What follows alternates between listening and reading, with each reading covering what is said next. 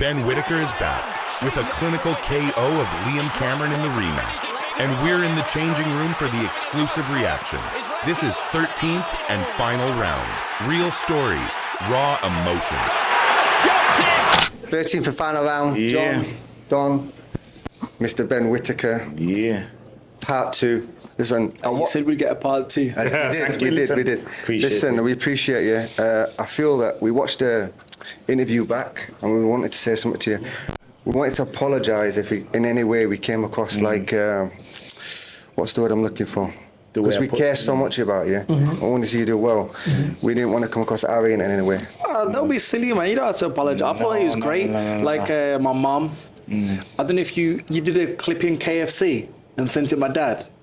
Did I? Yeah, he did like a video. Oh, yeah. And my mum. I do talk to your dad quite a bit though, yeah. And my mum sent to me because I like the. Weirdly, actually, on cue, I said, these two men, she don't really know. So I said, these two guys prayed for me today. Then on cue, she sent your message. I said, that's the guys. Really, yeah? And she goes, I listened to this message, so I listened to it.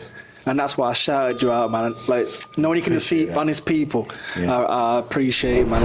All right, we back corner over here, 13. Ben. Yes. Hey, I just want to, these guys, 13, they're very nice guys. The other day at the, was it the media? Yeah. They took me aside and said, can we pray for you? And I thought, you know what, they didn't need to do that. They took the time, they prayed for me. They actually asked how I was. And I won't forget that. I thank you, man. Thank you very much. Ben, first of all, I want to say I'm proud of you as a man before a boxer. Only you know what it's like to walk in them shoes, to go from, as you put it, 30,000 to 3 million. The Bible says, no weapon formed against you shall prosper. But it doesn't say a weapon shall not be formed. It just says it shall not prosper. It didn't prosper. Leading on to my question about the jab tonight, I saw 2 nice smooth jabs. I saw a power jab and I saw a touch jab. You know, baby. Yeah. Now explain that to us, because I haven't seen that in your game before. I can't give it all away. But the mastermind beside me just brought it out. And not only that, my dad's very behind the scenes, but he's a great asset to my boxing. If it wasn't for him, I wouldn't be where I am now. He told me, you'll beat this guy in your jab alone. You've been boxing kids like this since you were 7. And that's all he installed into me. He's like, come on, man. Saudi shouldn't have happened. Go out there and be you, and you'll beat him up. And that's what I did. So I got to thank them 2 men there. But the jab was beautiful. As soon as I saw the blood trickling down, I said, yeah, we've got him. And that was it.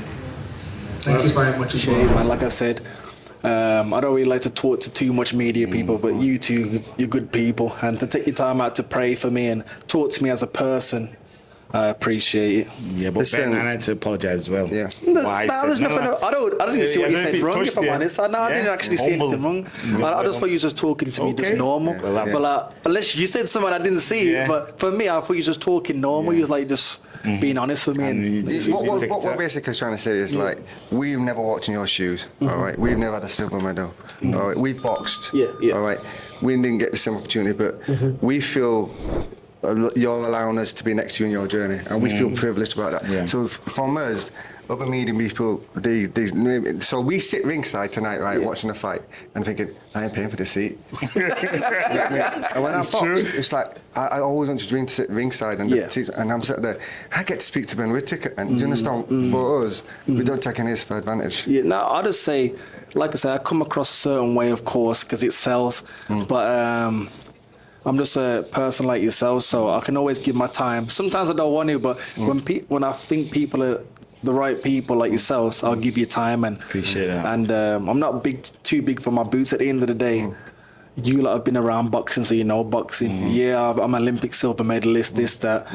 But like I said to a couple of other media outlets, today, for me, yeah, the emotion was there because what I've gone through, but I was supposed to do that, if I'm honest. And I knew I would do that, so I know what you mean. I can't get too big for my boots because I know there's bigger things out there for me, but I'll just enjoy it for tonight, go and see my mum and my family, then get back to the gym. Like I said, it's not done yet, it's just a start. Listen, I loved you showing emotion. I said to my wife on the way home, I said, that boy's ADHD like me. I could sense it. It's like even when you was talking at the press conference, he said, Rebecca standing, we looked at each other straight away, didn't we? You just connect. You just know, man. Yeah. So like that's one thing. I've had ADHD since I was a kid. I was diagnosed with it, and that's what actually led me to boxing. My dad didn't want me to fight; he just wanted me to burn up energy. But to impress my dad, I did the medical myself with the coach, and here we are now. But it says that no matter what you are going through, you can do it. You know what I mean? I couldn't concentrate in the classroom, but the boxing ring's my classroom. That's where I switched on, and that's where I perform. Well, listen.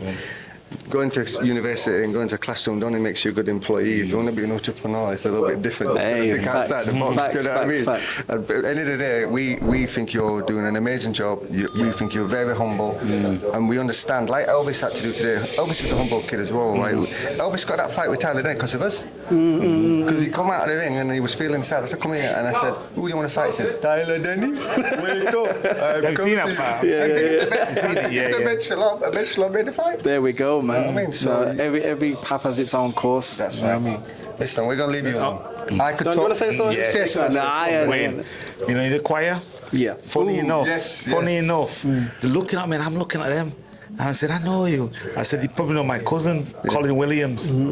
He takes that choir. Really? She's them. Okay. Because I'm a drummer at church, you know what I mean? She's a worship leader. You know what I mean? You know I used to be a pastor of a church? Oh, man, here we are, man. We're the perfect team then. But perfect team. It was great. Like I said, when I was behind the curtain. The singing was powerful. It was beautiful. I was behind the curtain and I heard the boos, and then I heard Jesus. Oh man, I was like, I was smiling. I was like, this is it. This is what Jesus wanted, man. This is what he. I was watching his reaction the whole time. He was loving it as well. Yeah, it was great. It was great. You live on nights like that, but at the end of the day, there's bigger things there for me. But God got me on this path. All glory to Him, because if it wasn't for Him, it wouldn't be possible.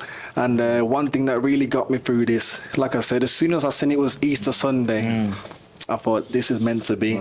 And one thing that was on my mind all day, he went through a lot more than I had to go through. Yeah, man. He had to, I've been slandered and this and that, but he had to go through a lot more. So if he can go through that and rise again, I can definitely rise again. You know, one thing as well, I like the gown. Representing Jesus, the long gown and everything. I looked at even the colour as well. You know, I thought to it, man. And also, the scripture what I gave you yesterday, I do all things, it did happen, innit? Exactly. So I thank you guys for your time, and I thank everything. But like I said, I've not done anything yet. There's a lot more to come. So for me, it's just remaining humble. Like I said, I had a little spurt where I got excited, but I come back to earth. I thank God, and we move on. It's natural. It's natural, man. Only like that kind of. Only you wouldn't understand that. I mean, I've seen it with Naz. I've seen it with Johnny Nelson. I've been around guys. It's hard to deal with. You know what I mean? But listen, keep your feet on the ground. Keep the circle small. And if we come over to Ireland, can we get that podcast? Hey, that'd be sick, actually. We'll come over, man. You can see me train and stuff. Yeah. You can't get no videos of training, but you can watch me train, watch me do my stuff. So we get a follow back on social media so I can DM. Yeah, no, my phone's over there, but I'm gonna do it because I don't really follow a lot of people, but I'll follow you guys because you done a lot for me, man. When you do get to that phone and get DMs, you're all... Nah, I won't forget. You got about 10,000 DMs. I won't forget, and if I do, you got my dad's actual number, so message him and I'll sort it. Listen, my wife wants to say something as well. I'm actually a big fan of yours. Thank you very much. Yeah, and I don't know, I see you as like an inspiration. And I think, in my opinion, for your age, you are really mature. Thank you very much. I appreciate it. Leave it with this. Yeah. Turn the camera off. Let's face it. Okay. Good break. Yeah. Thank you very much. Oh, do you wanna close down first? Yeah, close it down first. Peace out, people. You're gonna pray for me right now, so we'll catch you soon. Behind closed doors.